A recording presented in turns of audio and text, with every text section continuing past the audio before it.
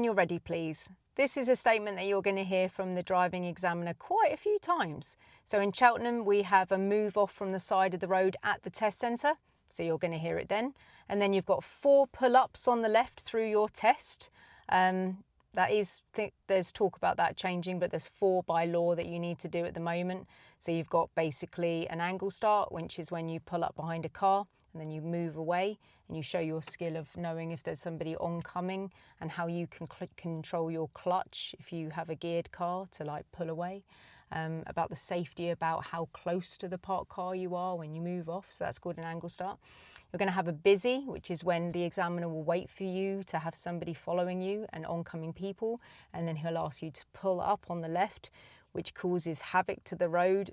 Even I don't like teaching that. Oh, it's really horrible. You have to wait for somebody to follow you and then ask the student to pull up on the left. And the person behind now has to stop because you are now a parked car and then there's oncoming people. So I call that the important phone call. So basically, if there was a phone call where you were going to get £1 million and they were like, you've got to answer it because you're the one who's going to win the money if you answer it, you'd be like, right, pull up on the left in a safe and convenient place, make everything nice and safe, and then you'd be like on that phone call getting your £1 million, right? You wouldn't care about the people who you've just stopped behind. But that one, I call it the busy and the important phone call, because people behind you will now have to stop because now they're giving way to oncoming people. And this is what the video is about the most. I'm going to come back to this busy in a minute because that's why I'm making the video. But then you get a hill start.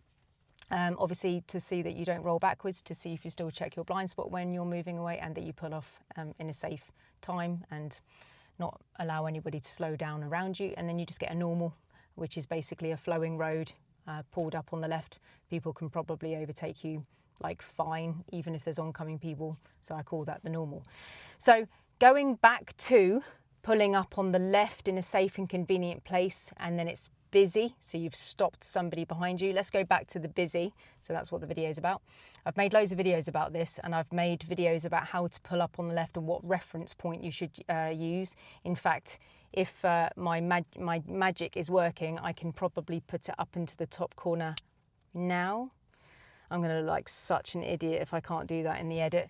But hopefully it's up there now to show you how to pull up on the left with correct position in the car, the reference point that you need.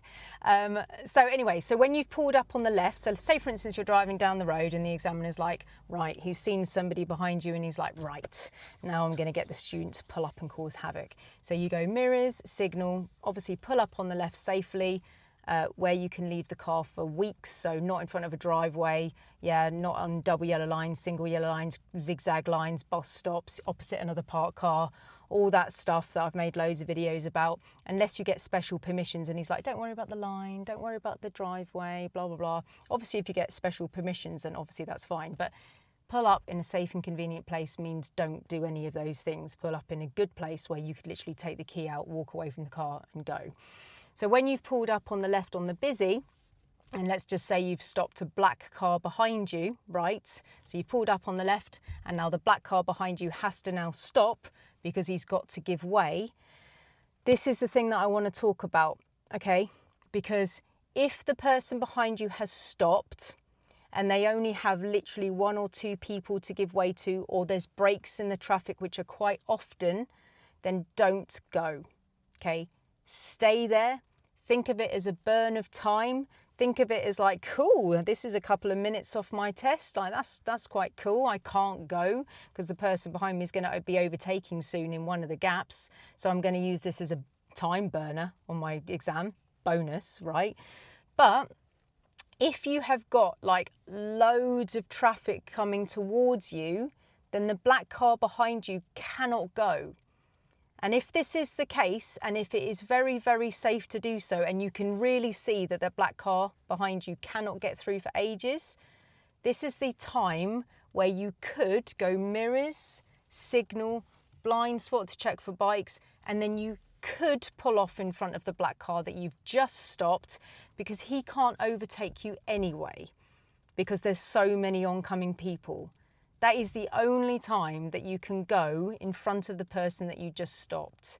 Normally, there's quite a lot of space and gaps and stuff like that.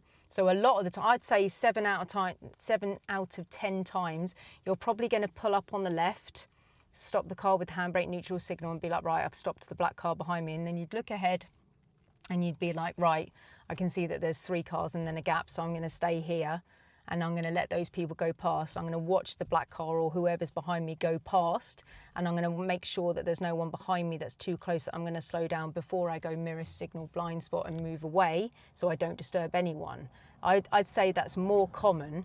However, if you have got that situation where you pull up on the left and the black cars stop behind you or whatever car it is, and you've got all of this traffic, that would be still a safe time to go.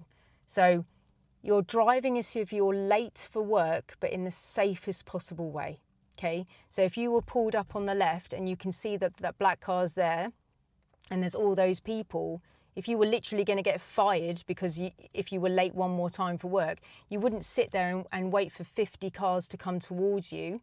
You would just be like, right, I see this as an opportunity. I can see that this is a safe time to go, even though I've randomly just stopped and now I'm pulling off again.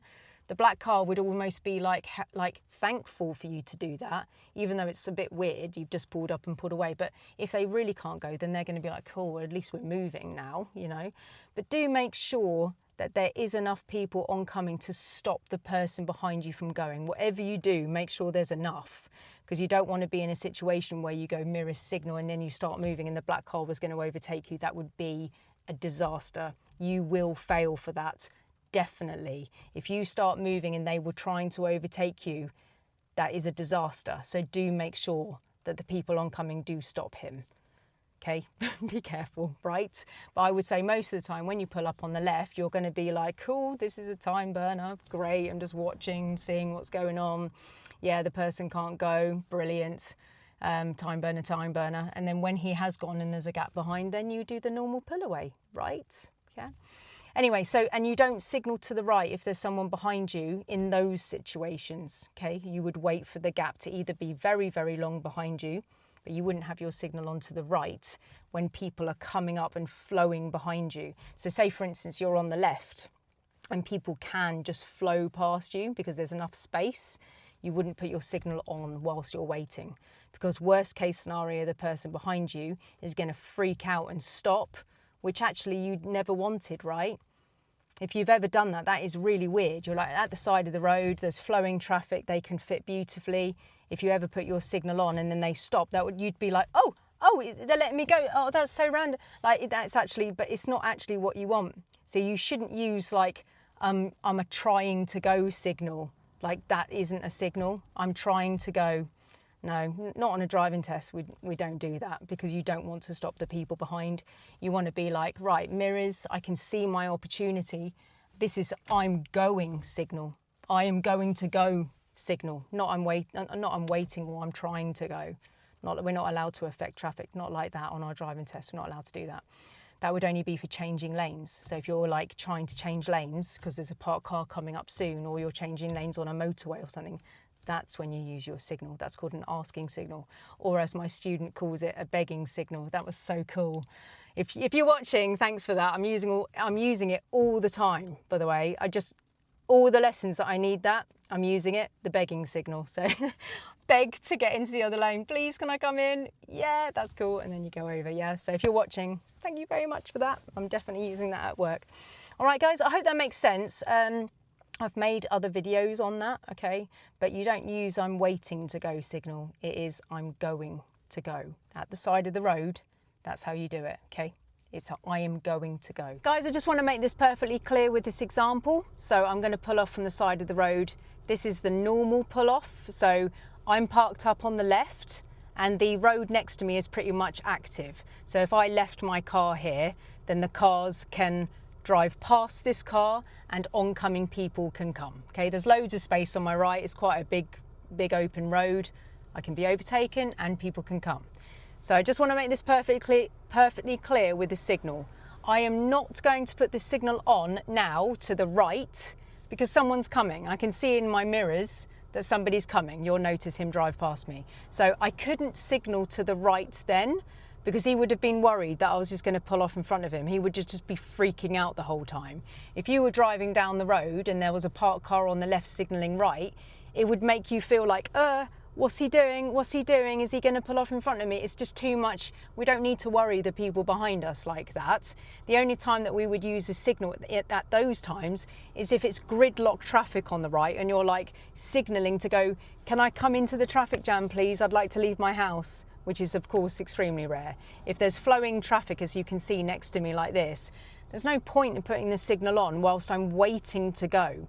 It's just going to freak everybody out behind me that I'm going to pull off in front of them. So I don't signal if there's someone behind me at this stage.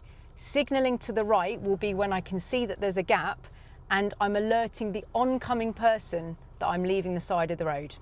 All right, guys? So into first gear, checking for pedestrians all round, checking to see if there's anyone coming behind me. There's no one coming behind me, there's no one there. Checking again, signal to the right to alert oncoming people that I'm going. No one there, no one there. Signalling to the right to alert oncoming people that I'm going only.